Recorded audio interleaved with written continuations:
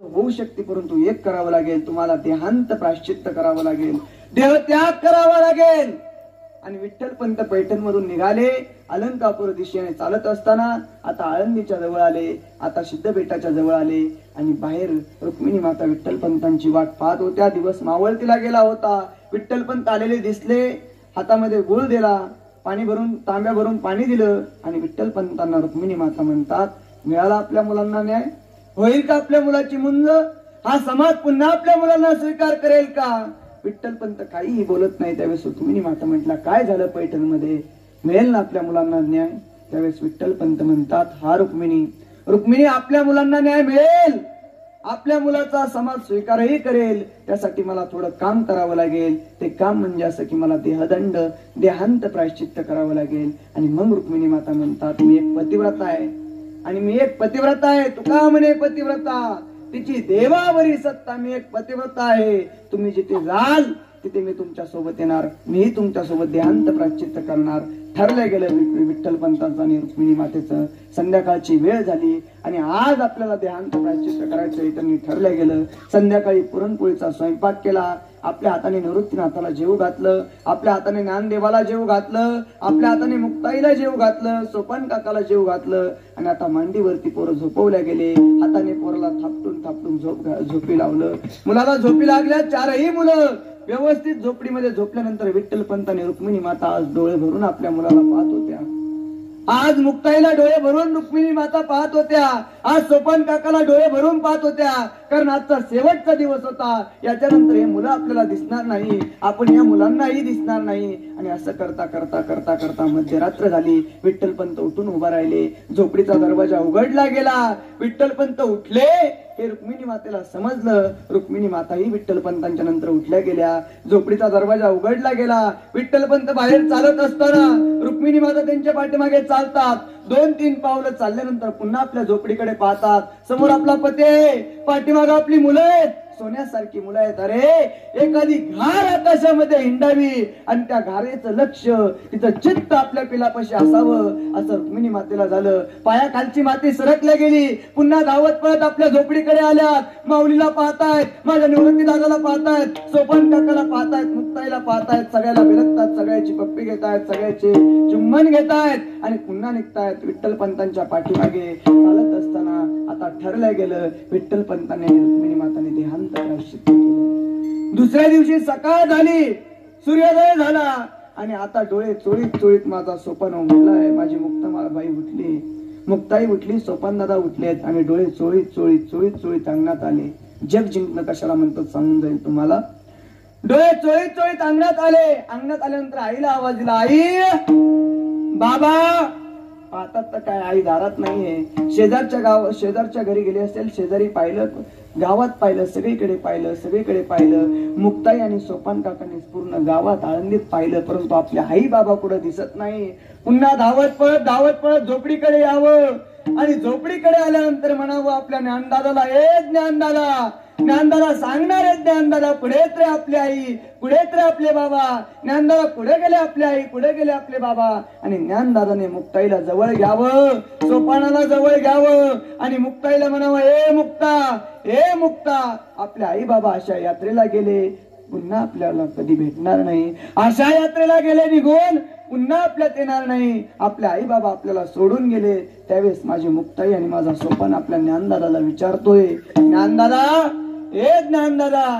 असं वाटलं कधी आपल्या बापाची आठवण आली, आपल्या बाबाची आठवण आली, बाबाच्या हाताला बिलगावं, बाबाच्या अंगाला बिलगावं, बाबाच्या कडेवरती बसावं, बाबासोबत खेळावं असं जर वाटलं त्यावेळेस आम्ही कोणाकडे पाहायचं रे ज्ञानदादा. आणि मुक्ताई म्हणते, हे ज्ञानदादा असं वाटलं आईच्या जवळ जावं, आईच्या सोबत बसावं, आईच्या हाताला हात धरावा, आईच्या अंगाला बिलगावं. त्यावेळेस कोणाकडे जाऊ रे ज्ञानदादा.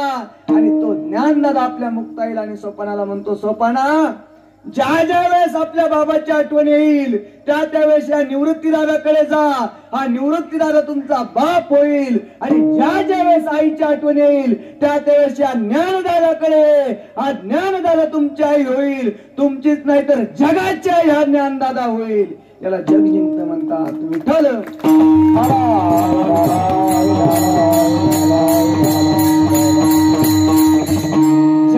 आज माऊली ज्ञानाई जगाची आई झाली. आजही कार्तिकी वारीला जा. कार्तिकी वारीला गेल्यानंतर म्हाताऱ्यालाही लोक काय म्हणतात? माऊली. तरुणालाही काय म्हणतात?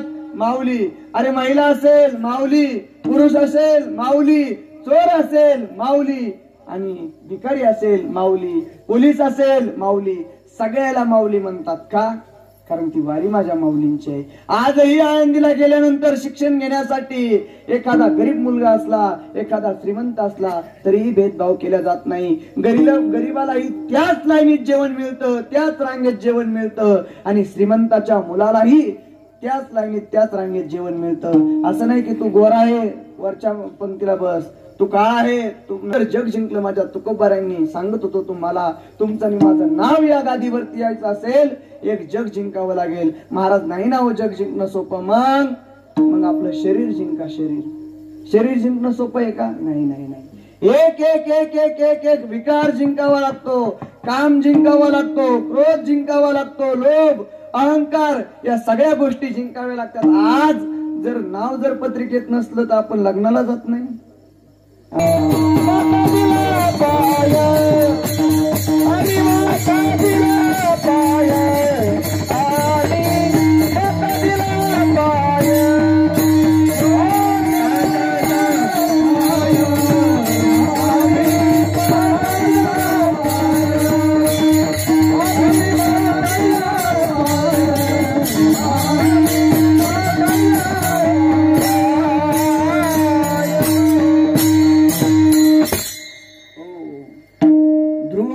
खूप लहान आहे, परंतु काळ जिंकला.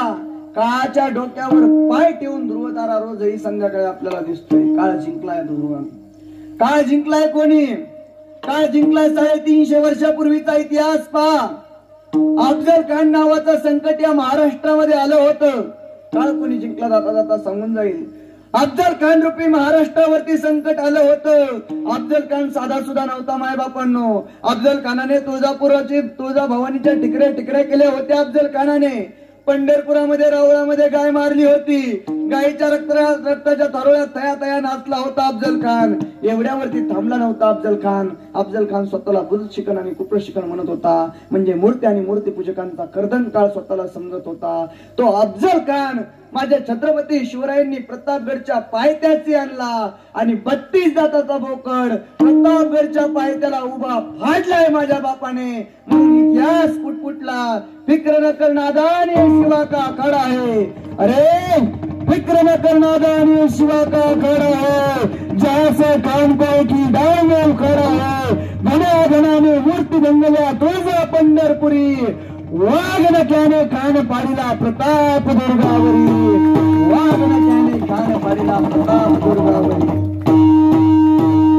माझ्या राजाने अफजल खान फाडला आणि अफजल खान फाडल्यानंतर आता ती दिल्ली अगदी संतप्त झाली होती. आणि दिल्लीकरांनी आता छत्रपती शिवरायांना पकडण्यासाठी सिद्धी जोहर नावाचं संकट पाठवलं होतं. काळ कोणी जिंकला जाता जाता सांगून जाईल.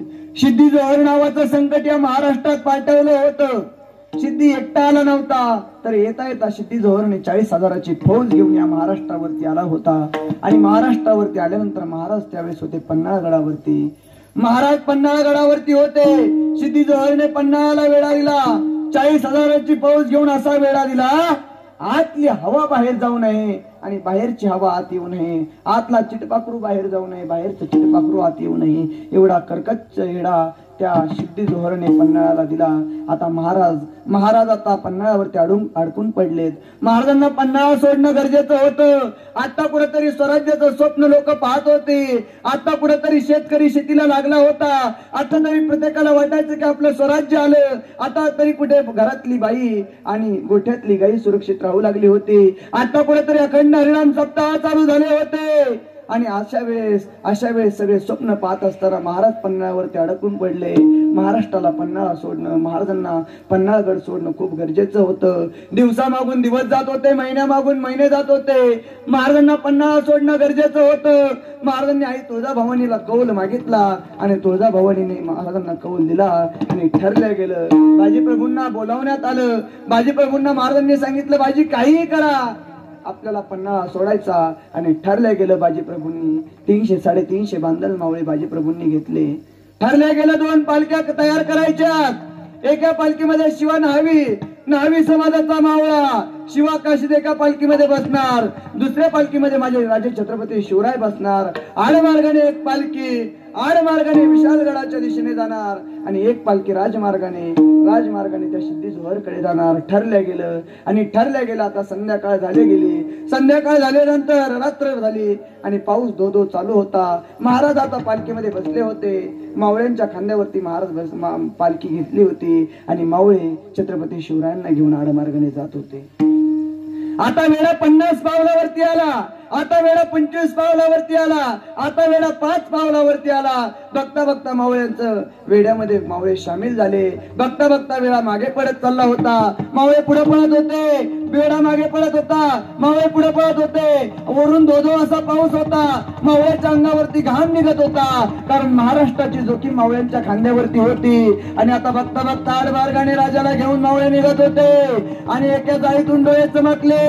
वाघाचे नाही कळालं, कोल्ह्याचे नाही कळालं. अरे जाळीतून चमकतात त्यावरती कोणीतरी गुप्तहेर असला पाहिजे. आणि बाजीप्रभूंना समजलं. बाजीप्रभूंना खबर आली पाठीमागून गनिम येतोय. आणि बाजीप्रभूंनी आता महाराजांची पालखी खाली ठेवली आणि महाराजांना मुजरा केला बाजीप्रभूंनी. आणि बाजीप्रभू म्हणतात, महाराज तुम्ही विशालगड जवळ करा. महाराज या घोड खिंडीपाशी, या पावन खिंडीपाशी आम्ही गनिमाला अडकून धरतोय. महाराज तुम्ही जोपर्यंत विशालगडावरती पोहोचत नाही महाराज जोपर्यंत तुम्ही 3 बार तोफेचे करत नाही महाराज, तोपर्यंत हा बाजी स्वतःच्या पानाची बाजी लावेल, पण एकही गनिम पुढे येऊ देणार नाही. महाराज तुम्ही विशालगड जवळ करा. महाराज म्हणतात, नाही बाजी तुमच्या खांद्यावरती ठेवण्यासाठी स्वराज्य निर्माण नाही करायचंय. बाजी लढूया तिथेच. वेळ प्रसंगी मरण आलं तरी मरणाला सामोर जाऊ बाजी, परंतु तुम्हाला सोडून नाही जाणार बाजी. आणि बाजी प्रभू महाराजांना म्हणतात, महाराज वेळ घालू नका. महाराज तुमच्या हृदयाने, महाराज तुमच्या रूपाने हिंदवी स्वराज्य उभा राहतंय. महाराज आज कुठेतरी अखंड हरिनाम सप्ताह चालू झालेत. महाराज आज कुठेतरी शेतकरी शेती करतोय. महाराज आज अंगणातली तुळस आणि गोठ्यातली गाय जिवंत आहे. महाराज तुमच्यामुळे. महाराज तुम्ही जर नाही राहिले तर स्वराज्य राहणार नाही. महाराज लाख मेले तरी चालतील, लाखाचा पोशिंदा मरता कामा नये. महाराज तुम्ही विशालगड जवळ करा आणि तुझ्या भवानीची तुम्हाला शपथ आहेत. आणि महाराजांनी ठरलं गेलं. बाजीप्रभूंनी महाराजांना मुजरा केला. महाराज विशालगडाच्या दिशेने निघालेत. आणि मग आता बाजीप्रभू मावळ्यांना म्हणतात, मावळ्यांनो, हे माझ्या राजांनो, वेळ आली बघा. वेळ आली आता काळ सार्थक करण्याची. अरे त्या पंढरीची पांडुरंगानंतर त्याच्या भक्ताचं नाव लावलं जातं. आता आपल्या छत्रपती शिवरायांनंतर आपलं नाव लागण्याची ही वेळ आली आहे मावळ्यांनो. आणि ठरलं गेलं. बाजीप्रभूंनी हातामध्ये 2 नंग्या समशेरी घेतल्या. घनघोर युद्ध झालं त्या पावन किंडीमध्ये. वार होत होते माझ्या बाजीप्रभूंवरती. बाजीप्रभू पडत नव्हते. सिद्धी जोहरला समजलं आणि बोलावली त्या इंग्रजाची बंदूक. बोलावल्यानंतर इंग्रजाच्या बंदुकीतून गोळी निघाली. बाजीप्रभूच्या छाताडाला लागली. बाजीप्रभू धरणीवरती पडलेत. आणि पडल्यानंतर बाजीप्रभू म्हणतात, माझे महाराज पोहोचले विशालगडावरती. तोफेचा आवाज झाला आणि मावळ्यांनी नकारार्थी मान हलवल्यानंतर बाजीप्रभूंनी पुन्हा हातामध्ये समशेर घ्यावी, दांडपट्टा घ्यावा आणि बाजीप्रभूंनी म्हणावं, महाराज अजून विशालगडावरती गेले नाही, महाराज अजून पोहोचले नाही, हा बाजी मरतोय कसा. पुन्हा बाजीने लढावं आणि आता बाजीच्या कानावरती तोफेचा आवाज यावा. बाजीच्या हातातून समशेर गळून पडल्यात. बाजीप्रभू जमिनीवरती पडलेत. बाजी पडलेत. बाजी जमिनीवरती पडल्यानंतर त्यांचा श्वास ओढला आणि श्वास सुटल्यानंतर त्या श्वासाने माती ओढली आणि त्या मातीला माझे बाजीप्रभू म्हणतात, सांगा माझ्या राजाला हा बाजी गेला. हा बाजी नुसता नाही गेला तर मातीसाठी गेला. अरे मातीत मरणारे काही का असतात, परंतु मातीसाठी मरणारे छत्रपती शिवरायांचे मावळे असतात. सांगा या मातीला. बाजीप्रभू गेले, परंतु बाजीप्रभूंनी काळ जिंकला. माय बापांनी काळ, त्याला काळ जिंकणं म्हणतात. मग काळही जिंकणं एवढं अवघड आहे बघा. जर बाजीसारखा आपल्याला काळ जिंकता आला नाही, ध्रुवासारखा आपल्याला काळ जिंकता आला नाही, हो आपल्याला देह जिंकता आला नाही, आपल्याला जग जिंकता आलं नाही तरी चालेल, आपल्याला देव जिंकता आला पाहिजे. देव कोणी जिंकला? माझ्या साधू संतांनी जिंकला. कशाच्या जोरावरती जिंकला? नामाच्या जोरावरती जिंकलाय. आणि काय माझ्या साधू संतांचं कार्य अभंगाच्या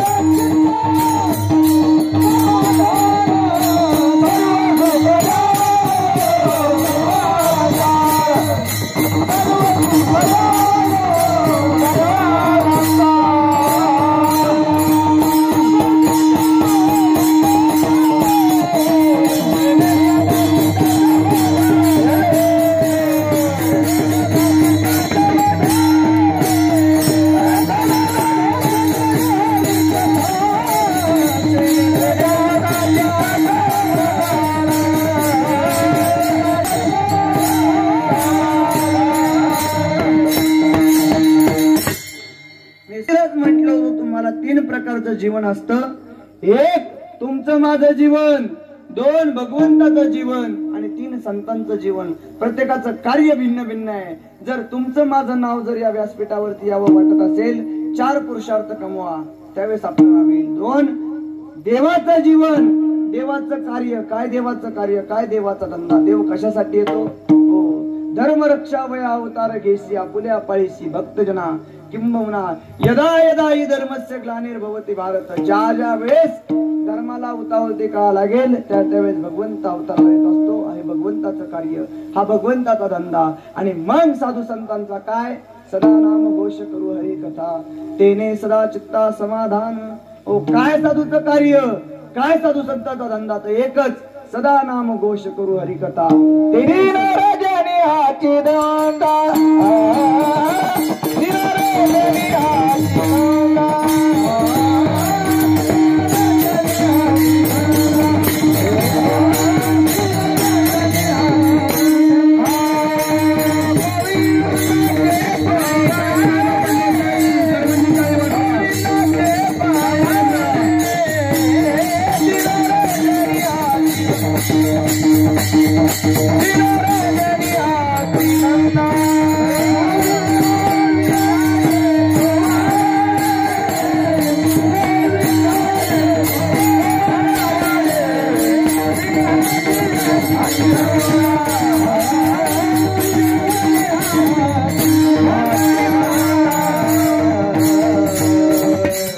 साधू संतांचं काम काय? दिनरजनी हाच धंदा गोविंदाचे पवाडे.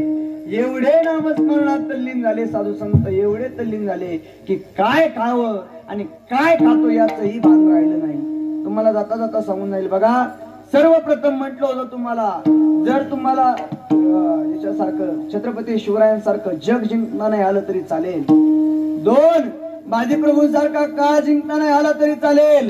तुकोबरायांसारखं देह शरीर जिंकता नाही आलं तरी चालेल. परंतु 4था, ज्याच्या हातामध्ये काळही आहे, ज्याच्या हातामध्ये जगही आहे, ज्याच्या हातामध्ये शरीरही आहे, तो भगवंत आपण जिंकला पाहिजे. देव जिंकता आला पाहिजे. कोणी जिंकला? महाराज देव. देव जिंकलाय माझ्या शबरी मातेने. बघा, ज्यावेळेस रामप्रभूंना वनवास निश्चित झाला, प्रभू रामचंद्र, माता सीता आणि लक्ष्मणजीने राजवस्त्र अंगातले काढून ठेवले, अंगामध्ये वलकल धारण केले. वलकल धारण केल्यानंतर प्रत्येक आईचं दर्शन रामप्रभू राघव घेत होते. रामप्रभूंनी प्रत्येक आईचं दर्शन घ्यावं, आपल्या बापाचं दर्शन घ्यावं. आणि आता कौशल्य मातेच्या सदनी आले. कौशल्य मातेचं दर्शन घेतलं आणि कौशल्य मातेचं दर्शन घेतल्यानंतर कौशल्य माता म्हणतात, रामा हे राघवा, वनवासाला चाललास बाळा तू. रामा तू एका कौशल्याचा मुलगा नाहीये, तू एका राजा दशरथाचा मुलगा नाही, तर तू अयोध्येचा राजा आहे रामा. रामा एक बाप म्हटला म्हणून कुठे वनवासाला जात असते रामा? रामा तू वनवासाला जाऊ नको, काय गरज तुला वनवासाला जायची? त्यावेळेस राघव म्हणतात आई, मातेला म्हणतात माता आई, तू जशी माझी जन्मदाती आई आहेस ना, तशी एक आई वनवासात माझी वाट पाहते आणि तिच्या दर्शनाला मला जावं लागेल. त्यावेळेस कौशल्य माता म्हणते रामा आई आई असते, आई मावशी नसते, आई आत्या नसते, आई आजी नसते, आई ती आईच असते. आणि तू म्हणतो माझी एक आई वनवासात वाट पाहते. हा हा आई, माझी एक आई वनवासात वाट पाहते. गेले कित्येक वर्ष झालं वनवासात माझी वाट पाहते, माझी रोज वाट पाहते. आज माझा राघव येईल, आज माझा राघव येईल. आई ती आई रोज उठते, झोपडी समोर सडा सावर्जन करते, फुलं टाकते, रोज बोरं घेऊन येते. तिला वाटतं आज माझा राघव येईल, आज माझा राघव येईल. त्या आईच्या दर्शनाला मला जावं लागेल. आणि ठरल्याप्रमाणे रामप्रभू वनवासात गेल्यानंतर माता शबरीच्या कुटियेच्या समोर जातात. माता शबरीच्या कुटियेच्या समोर गेल्यानंतर शबरी माता प्रभू रामचंद्राचं दर्शन घेते आणि रामाला म्हणते, राघवा राघवा आलास, राघवा आलास. रामा रामा तू आलास, परंतु तुझ्याकडे द्यायला माझ्याकडे काय आहे रामा? काय आहे माझ्याकडे? माझ्याकडे काहीच नाही. त्यावेळेस राघव माता शबरीला म्हणतात, शबरी मातेला म्हणतात, आज मी तुझ्याकडनं घेण्यासाठी नाही, तर आज मी तुला द्यायला आलो. 9 प्रकारची भक्ती माता शबरीला बहाल केल्या गेली. मग तुम्ही मला सांगा, शबरी माता अयोध्येला रामाच्या दर्शनाला आली का रामप्रभू शबरी मातेच्या भेटीला दर्शनाला गेले? सांगा कोण कोणाच्या गेलं? रामप्रभू गेले, बरोबर का नाही? का? कारण देव जिंकला माझ्या शबरी मातेने. आणि देव जिंकल्यानंतर देवाने भक्ताच्या घरी जाऊन शबरी मातेला 9 प्रकारची भक्ती दिली. का? तर देव जिंकला. कोणी देव जिंकला? पुन्हा एक रामायणामध्ये कथा येते, राजा आपल्या केवटाची कथा. ज्यावेळेस रामप्रभू वनवासाला निघाले, रथामध्ये बसलेत, सुमंत रामप्रभूंना वनवासात सोडण्यासाठी निघालाय. देव कोणी जिंकला जाता जाता सांगून जाईल. सुमंत रामप्रभूंना वनवासात सोडण्यासाठी निघाला. समोर नदी लागली आणि आता नदीतून रथ जाणार नाही. रामप्रभू आता पाय उतार झाले, रथ पाठीमाग अयोध्येला पाठवून दिला. अयोध्येतील जी प्रजा आली तीही अयोध्येत निघून गेली. रामप्रभू आता उतरलेत आणि रामप्रभूला आता नदीतून पहिल्या तीराला जायचं म्हणजे काहीतरी नाव असली पाहिजे. पाहतायत प्रभूजी पाहतायत आणि पाहिल्यानंतर एक त्यांना नाव दिसते. नावेपाशी गेल्यानंतर समजतं नाव आहे, परंतु नाव चालवण्यासाठी नावाडी मात्र नाहीये आणि कोणतरी नावाडी असला पाहिजे. म्हणून प्रभूजी बाजूला पाहतायत. बाजूला पाहिल्यानंतर केवट बसलेला होता. रामप्रभू केवटाकडे जातात आणि केवटाला म्हणतात, केवटा मी एक वनवासी आहे, मला नदीच्या पलीकडे जायचं, तुझ्या नावेमध्ये बसून मला पलीकडे नेतोस? केवट म्हटला, नाही प्रभूजी मी तुम्हाला नेऊ शकत नाही प्रभूजी, कारण थोड्या दिवसापूर्वी आमच्या गावामध्ये अखंड हरिनाम सप्ताह झाला. त्या सप्ताहामध्ये वैजनाथ महाराजांची कथा होती आणि त्या कथेमध्ये ऐकलं प्रभूजीने एका शिळेला पाय लावला आणि त्या शिळेची बाई झाली. हे रामायणात आम्ही ऐकलं. आणि आज जर तुम्ही माझ्या नावेत बसलात आणि जर यदा कदाचित माझ्या नावेची बाई झाली, एकच सांभाळता नाकीनं आली, तिला ब्युटी पार्लर, तिला साड्या लावला, त्या नावेची बाई झाल्यावर कसं करायचं? प्रभू म्हटले, मग केवटा यावर काही उपाय आहे ना प्रभूजी? उपाय काय? उपाय केवटा आहे ना प्रभूजी तुमच्या पायाने बाई नाही झाली तर तुमच्या रजकणाने म्हणजे पायाला लागलेल्या मातीने बाई झालती, त्या दगडाची बाई झालती. मग काय करायचं? प्रभूजी तुम्हाला माझ्या घरी यावं लागेल आणि माझ्या घरी आल्यानंतर माझ्या हाताने मी तुमचे स्वच्छ पाय धुईल आणि पाय धुतल्यानंतर तुम्हाला माझ्या नावेमध्ये बसून पहिलं तीराला नेऊन पोहोचवेल. प्रभूजींनी होकार दिला.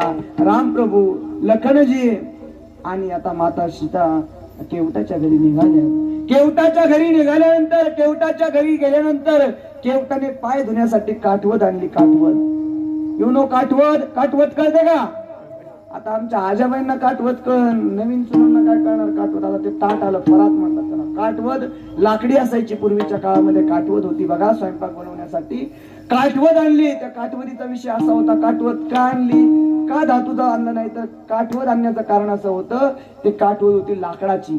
जर प्रभूचे पाय जर या लाकडाच्या काठवदीत जर धुतले तर ते पाणी जिरल्या जाईल आणि रोज प्रसाद आपल्याला खायला मिळेल, हेही त्याचं कारण. त्यामुळे काठवद आणली. काठवद आणल्यानंतर प्रभूजींना म्हटले, प्रभूजी पाय ठेवा. प्रभूजींनी त्या काठवदीमध्ये पाय ठेवला रामप्रभूंनी, आणि आता केवटाने पहिला पाय धुतला. प्रभू आता दुसरा पाय ठेवा. प्रभूंनी पहिला पाय उचलला, जमिनीवरती ठेवला, दुसरा पाय ठेवला, दुसरा धुतला, आणि केवट रामप्रभूंना म्हणतो, प्रभूजी तुम्हाला म्हटलं होतं पायाला धूळ लागू द्यायची नाही. दुसरा पाय खाली ठेवला, त्याला लागली ना माती, आता तोही पाय परत धुवा लागेल. प्रभूजींनी तो पाय उचलला, काठवदीत ठेवला, परंतु पहिला पाय खाली ठेवला. प्रभूजी आता याला लागली माती, आता प्रभूजींनी तोही पाय उचलला, काठवदीत ठेवला, पहिला खाली ठेवला. प्रभूजी असं कुठपर्यंत चालायचं, 11 वाजत आलेत. मग प्रभूजींनी आता ठरवलं, एक पाय काठवदीत ठेवला, दुसरा पाय केवटाच्या हातावरती ठेवला, आणि आता प्रभूंचा तोल गेला. रामप्रभूंनी केवटाच्या डोक्यावरती हात ठेवला. माझा दृष्टांत संपला, उदाहरण संपलं. देव जिंकलाय माझ्या केवटाने, आणि देव जिंकला, आणि देव जिंकता ज्याला आला त्याचं जीवन सार्थकी झालं. विठ्ठल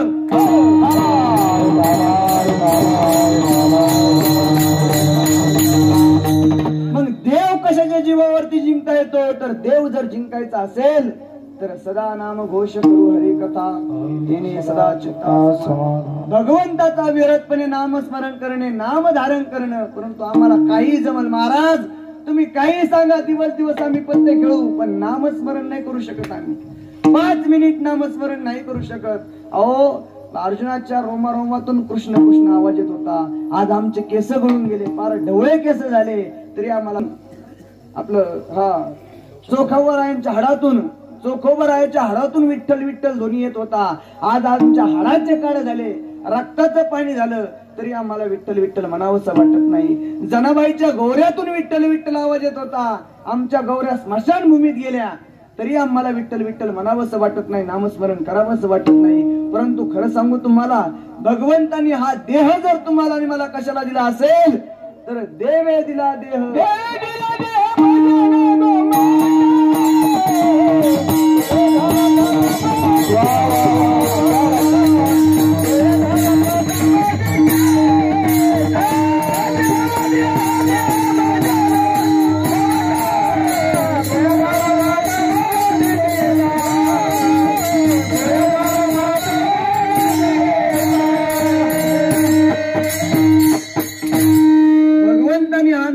तुम्हाला आणि मला दिला, कशासाठी दिला, तर भगवंताने हा नरदेह तुम्हाला आणि मला भजनासाठी दिला. परंतु आपण भजनासाठी नाही, तर याचा वापर भोजनासाठी केला. भजनासाठी नाही केला. आणि आपण जर भगवंताचं भजन केलं तर तो भगवंत पुढे आणि पाठीमागे राहून आपला सांभाळ करेल. मागे पुढे उभा राहे सांभाळीत, आलिया आघात निवाराया. तुम्ही म्हणतात महाराज आम्ही सप्त्याला हजर आहोत, आम्ही पंक्तीला वर्गणी दिली, आम्ही हरिपाठाला हजर आहोत, रामायणाला हजर आहोत, आम्ही प्रत्येक गोष्टीला हजर आहोत. मग देवाने आमचं वाटोळ केलं. महाराज का वाटोळ केलं देवानं, का, याचं कारण सांगेल तुम्हाला. आपण भगवंताचं नामस्मरण करत नाही, आणि भगवंताचं नामस्मरण करत नाही तर देव आपलं काय करणार.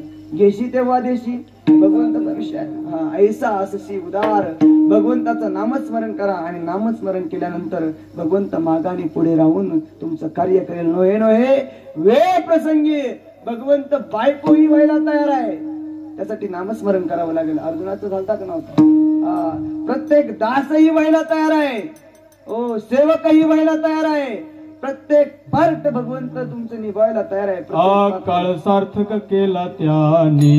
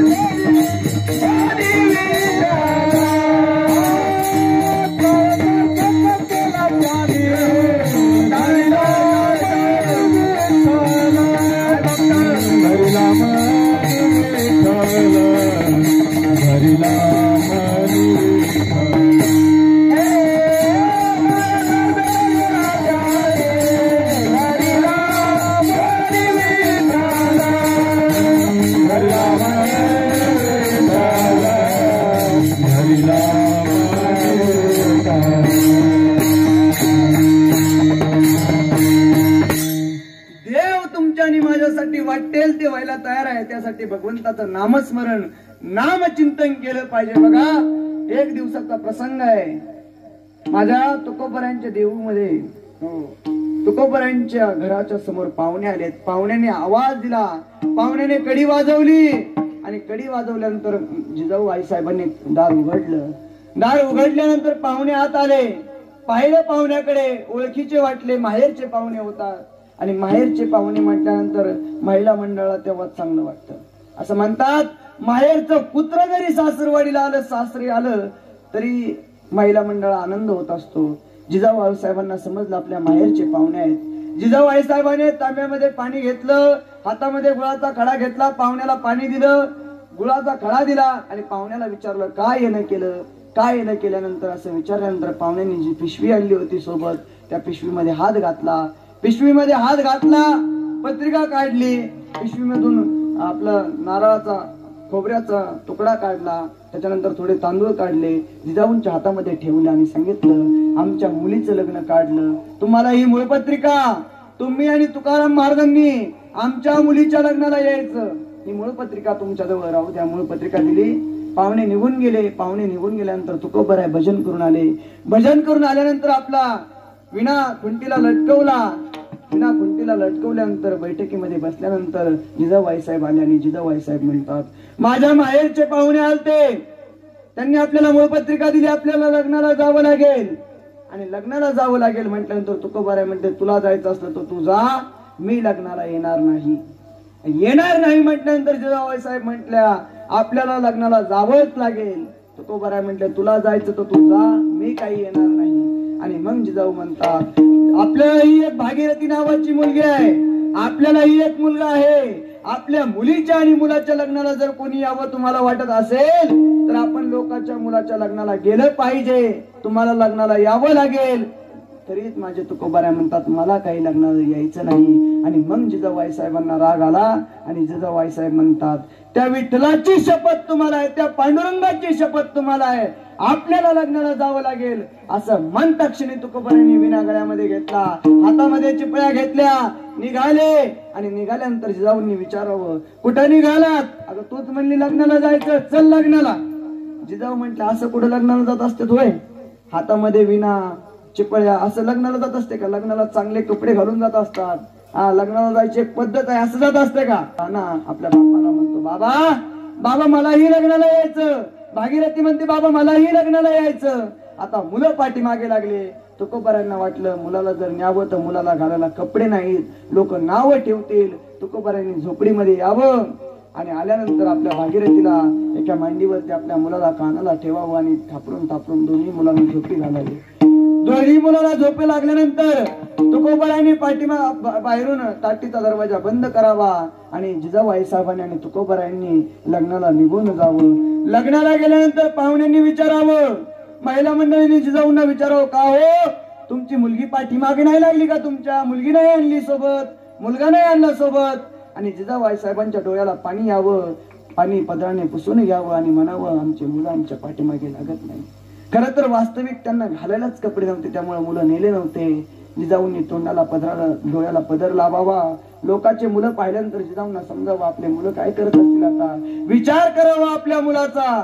आणि बघता बघता बघता बघता आता दिवस ढळणीला गेला, दिवस मावळतीला गेला. आणि इकडे ताटीच्या समोर मामा आला. मामाने दरवाजा वाजवला, दरवाजा उघडला आणि उघडल्यानंतर भागीरथी पळत पळत आली, मामाच्या कमरेला विलगली आणि मामाला म्हणते मामा मामा तू आला मामा. मामा म्हणतो भागीरथी बाबा कुठे, आई कुठे? मामा आई बाबा लग्नाला गेलेत.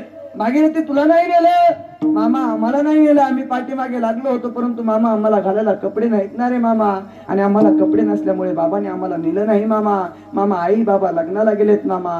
आणि त्या मामाने पिशवी भागीरथीच्या हातात द्यावी आणि भागीरथीला म्हणावं बाळ भागीरथी यामध्ये कपडे आहेत, यामध्ये तुझ्यासाठी कपडे आहेत, कपडे घाल.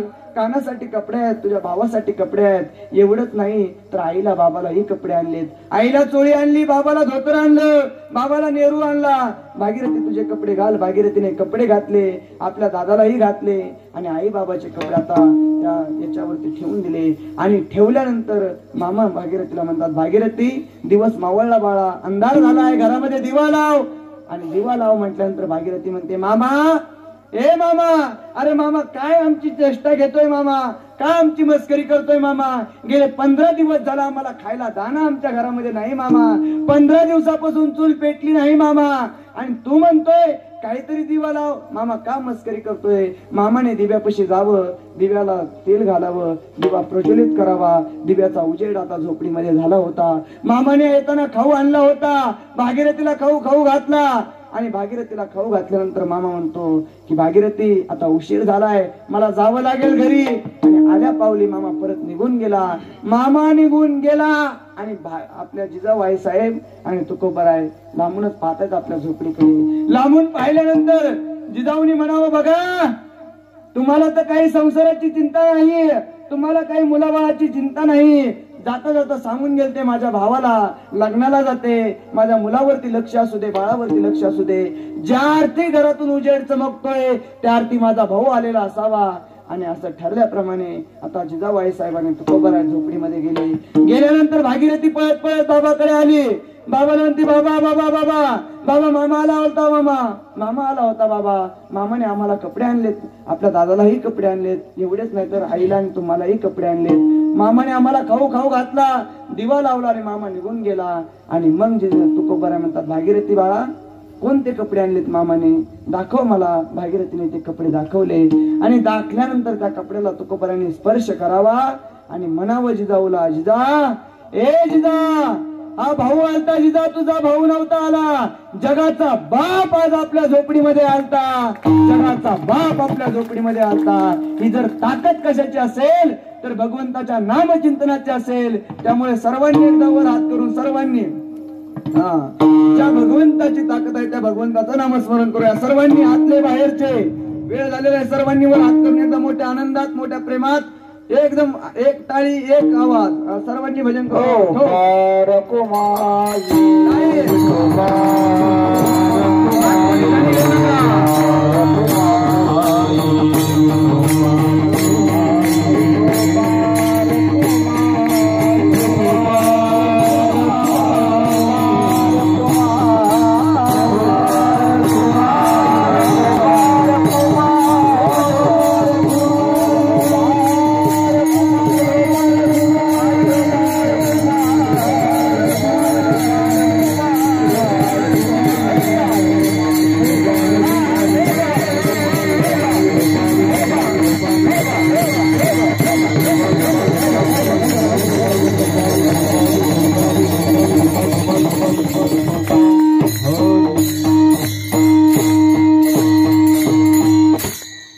सर्व काळ समाधानाला जर प्राप्त व्हायचं असेल तर नामचिंतन करा. सदा नाम घोष करू हरिकथा, तेने सदा चित्ता समाधान, सर्व सुकल्यालो सर्व अलंकार, आनंदी निर्भर डुलत असो.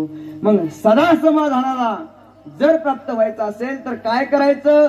एक देवाचं कार्य करा, एक धर्माचं कार्य करा, नाहीतर एक देशाचं कार्य करा. देवाचं काम कोणी केलं, देवावरती कोणी प्रेम केलं तर ऐसी लागी लगन मीरा हो गई मगन. मीराबाईंनी देवावरती प्रेम केलं, हो देशावरती प्रेम केलं माझ्या भगतसिंगाने, आणि धर्मावरती प्रेम केलं माझ्या शंभूराजांनी. झाली आपली वेळ. सदा समाधानाला जर प्राप्त व्हायचं असेल तर देशाचं कार्य करा, देवाचं कार्य करा, नाहीतर धर्माचं कार्य करा. जाता जाता सांगून जाईल सर्वांनी सर्वांगाचे कान करून ऐका.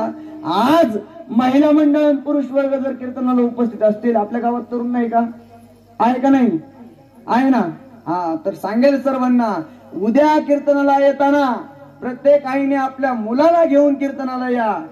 उद्या येताना फक्त म्हातारे तरुण नाही, म्हातारे बाया आणि म्हातारे माणसं नाही दिसले पाहिजे. उद्याच्या कीर्तनकाराला जेवढे गावातले तरुण असतील तरुणांना घेऊन कीर्तनात येत चला. जर तुम्ही तरुणांना आणला नाही तर भविष्य आपलं भारताचं खूप अवघड असेल. एक तत्ववेता म्हटला होता, तुमच्या तरुणाच्या ओठावरलं गीत मला सांगा, तुमच्या देशाचं भवितव्य सांगतो. काय आज आपल्या तरुणांच्या ओठावर लगीत आहे. शोकांती काय म्हणून जाता जाता सांगून जाईल. देशाचं कार्य करा, सदा समाधानाला प्राप्त व्हाल. देवाचं कार्य करा, सदा समाधानाला प्राप्त व्हाल. आणि धर्माचं कार्य करा, सदा समाधानाला प्राप्त व्हाल. कोणी केलं देशाचं कार्य जाता जाता सांगून जाईल. पूर्ण कीर्तन जरी नाही लक्षात राहिलं तरी चालेल. शेवटची 10 मिनिटं अतिशय अंतकरणातून सर्वांगाचे कान करून ऐका. विठ्ठल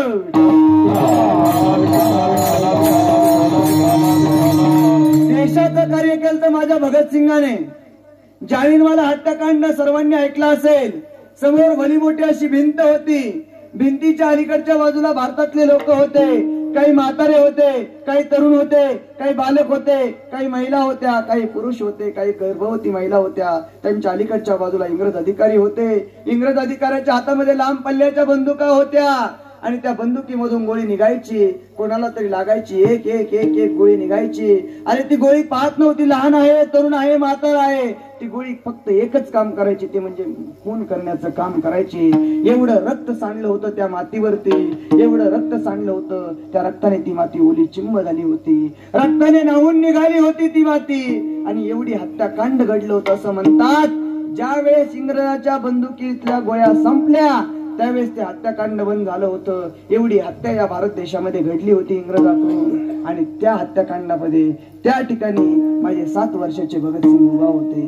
सदा समाधानाला कसं प्राप्त व्हायचं जातो जातो सांगून जाईल. भगतसिंग 7 वर्षाचे त्या मातीवरती उभा होते. ओली चिंब झालेली माती हातामध्ये घेतली माझ्या भगतसिंगाने आणि त्या रक्ताने माखलेल्या मातीकडे पाहतात आणि म्हणतात, ए मा, ए आई, एक दिवस तुला या पारतंत्र्यातून मुक्त करेल आई, एक दिवस तुला स्वतंत्र मिळवून देईल आई. आणि आता भगतसिंगाने वयाच्या 7व्या वर्षी शपथ घेतली होती. आता भगतसिंग मोठे होत होते. दिवसामागून दिवस गेले, वर्षामागून वर्ष गेले, महिन्यामागून महिने गेले. भगतसिंग आता मोठे झालेत. आणि एक दिवस भगतसिंगाच्या आईने भगतला आवाज दिला, वय भगत. भगतसिंग धावत पळत आईजवळ आले. आईजवळ आल्यानंतर भगतसिंग म्हणतात, मा आई, मला आवाज दिलाय आई तू? हा भगत, तुला आवाज दिलाय भगत. हे 50 रुपये घे, बाजारला जा, बाजारातून बाजार घेऊन ये. आई, कशासाठी आणायचाय बाजार? भगत, तू आता लहान नाही भगत, तू आता मोठा झालाय भगत, तुझं लग्न करायचंय भगत. आज तुला पाहुणे पाहायला येणार आहेत भगत, तुला पाहुणे पाहायला येतील. त्यांना जेवायला बनवायचंय. पाहुणे तुला पाहतील, तुला पसंत करतील, तुझं लग्न करायचंय भगत. तू आता मोठा झालाय, जा ना भगत, याचा बाजार घेऊन ये भगत. आणि भगतसिंगाने ती नोट हातामध्ये घ्यावी, बाजारच्या दिशेने चालत जावं. चालत बाजारच्या दिशेने जावं. हातामध्ये पैशाकडे पाहावं, खाली मातीकडे पाहावं, नोटीकडे पाहावं, पैशाकडे पाहावं, मातीकडे पाहावं आणि विचार करावा, आज जर या 50 रुपयाचा मी बाजार आणला तर माझं लग्न होईल. आणि माझं लग्न झाल्यानंतर मला आयुष्यभर एका बाईची सेवा करावी लागेल. माझा जन्म बाईची सेवा करण्यासाठी नाही तर काळ्या आईची सेवा करण्यासाठी माझा जन्म झाला. भारत भूमीची सेवा करण्यासाठी माझा जन्म झाला. आणि भगतसिंगाने आता स्वतंत्र क्रांती लढ्यामध्ये सामील व्हावं. स्वतंत्र क्रांती लढ्यामध्ये गेल्यानंतर बहिऱ्या लोकांना आवाज जावा म्हणून मोठा आवाज करावा लागतो. भगतसिंगाने हातामध्ये बॉम्ब घ्यावा, संसदेवरती बॉम्ब टाकावा. आणि भगतसिंगाला आता अटक झाली. लाहोरच्या जेलामध्ये माझ्या भगतसिंगाला अटक झाली आणि भगतसिंगाला आता फाशीही निश्चित झाली. आईला माहितच नव्हतं आपला मुलगा कुठे गेला. आई रोज संध्याकाळी दारात बसायची, आज माझा भगत येईल, उद्या माझा भगत येईल. असं करता करता करता दिवस जात होते. एक दिवसाचा प्रसंग आहे. हो, पेपरवाला आला, दारामध्ये पेपर टाकून गेला आणि तो पेपर पाहिल्यानंतर आईने तो पेपर उचलला. पेपरामध्ये पाहिलं भगतचा फोटो दिसतोय. भगतसिंगाचा फोटो पाहिला. आईला आनंद झाला. आता माझा मुलगा पेपरावरती आला. आईला आनंद झाला. काय केलं असेल माझ्या मुलाने, आज पेपरावरती आला. आई धावत पळत शेजारच्या काकाकडे गेली. आईला वाचता येत नव्हतं. आई काकाला जाऊन म्हणते, काका बघा ना हो काका, माझा भगत आज पेपरावरती आला. काय केलंय माझ्या भगतनं? काकाने तो पेपर घ्यावा आणि वाचायला लागावं. आणि वाचत असताना काकाच्या डोळ्यातून पाणी यावं, पेपरावरती पडावं, पेपर ओला व्हावा. आणि आईने विचारावं, काका तुम्ही रडतायत काका, काय केलंय माझ्या भगतनं? आणि काकाने म्हणावं, बाई तुझ्या भगतला 21 दिवसानंतर फाशी होणार आहे. लाहोरच्या जेलामध्ये अटक आहे. हो, संसदेवरती बॉम्ब टाकलाय तुझ्या पोरानं, त्याला फाशी होणार आहे. 21 दिवसानंतर तुझा मुलगा मरणार आहे. जा, शेवटचं तुझ्या मुलाला भेटून ये. आणि आईने तो पेपर हातामध्ये घ्यावा. आईने धावत पळत लाहोरच्या जेलासमोर जावं. लाहोरच्या जेलासमोर आईनं जावं आणि जेलाच्या बाहेर उभा राहावं. आवाज द्यावा, ओ भगत. आईने आवाज दिल्यानंतर भगतसिंगाच्या कानावरती तो आवाज गेला. भगतसिंगाला समजलं माझी आई आहे. आणि भगतसिंग जागेवरची उठून उभा राहिले. दाराच्या दिशेने चालत होते. दाराच्या दिशेने चालत असताना आई भगतसिंगाकडे पाहत होती. भगत आईकडे पाहत होते. भगतसिंग आईकडे पाहायची, आई भगतसिंगाकडे पाहायची. भगतसिंगाच्या डोक्यावरती जेलातली टोपी होती. भगतसिंगाच्या अंगावरती जेलातले कपडे होते. भगतसिंगाच्या पायामध्ये जेलातली पॅन्ट घातलेली होती. हातामध्ये साखळदंड बांधलेले होते. पायाला साखळदंड बांधलेले होते. मानेला साखळदंड लावला होता. भगत आईकडे पाहायचा, आई भगतसिंगाकडे पाहायची आणि आई रडायला लागली. आई रडत असताना भगतसिंग आईला म्हणतात, मा मा मा वीरो की मार होती नाही मा. आई आई तू एका वीर योद्ध्याची आई आहेस. आई आई वीराची आई रडत नसते. आई आई तू का रडतेस. आई आई रडू नकोस. आई आणि आईने म्हणावं, भगत भगत मला रडू दे बाळा. मी का रडते हा तुझा म्हणण्याचा अधिकार नाहीये. मला रडू नको हा म्हणण्याचा तुझा अधिकार नाहीये. भगत भगत जेव्हा तू कोणाचा तरी बाप होशील, तुझ्या डोळ्यासमोर तुझा मुलगा मरताना पाहशील ना भगत, त्यावेळेस कळेल तुला बाप काय असतो. त्यावेळेस कळेल तुला आई काय असते. भगत भगत मला रडू दे भगत. आणि भगतसिंग आईला म्हणतात, आई मला फाशी होईल, माझा मृतदेह घ्यायला तू यायचं नाही. काकाला पाठवायचं. काकाला पाठवायचं का. काकाला पाठवायचं का. मी यायचं नाही. आई मला फाशी झालेला असेल, माझा मृतदेह पडलेला असेल, तू माझ्याकडे पाहशील, रडशील. ते इंग्रज अधिकारी तुझ्याकडे पाहतील, हसतील आणि ते हसत असतील. तू रडत असेल, माझा मृतदेह पडलेला असेल आणि इंग्रज अधिकारी हसावेत, तू रडावेत. एवढ्या मेलेल्या माऊलीचं दूध मी पिलेलं नाही. आई आई कळू दे इंग्रजांना, आम्हाला आमचं तारुण्य महत्वाचं नाही, आम्हाला आमचं जीवन महत्वाचं नाही, तर आम्हाला देश स्वतंत्र होणं महत्वाचं आहे. कळू दे इंग्रजांना. आणि माझे भगतसिंग हसत हसत फासावरती गेले. हो, देशाला स्वतंत्र मिळवून गेलेत, सदा समाधानाला प्राप्त झाले. आज या व्यासपीठावर भगतसिंगाची आठवण जर येत असेल, चरित्र जर गात असेल तर का. कारण देवावरती, देशावरती आणि धर्मावरती प्रेम केले माझ्या भगतसिंगाने. झालं आपल्या कीर्तनाची सेवा, आपला वेळ झालेला आहे म्हणून जाता जाता सांगून जाईल, देव देश धर्माचं कार्य करा. आज आपल्या अखंड हरिनाम सप्ताहातला पहिला दिवस, पहिल्या दिवसाची सेवा भगवान श्री पांडुरंग चरणी समर्पित करतो. सेवेला पूर्ण विराम देतो. ज्ञानेश्वर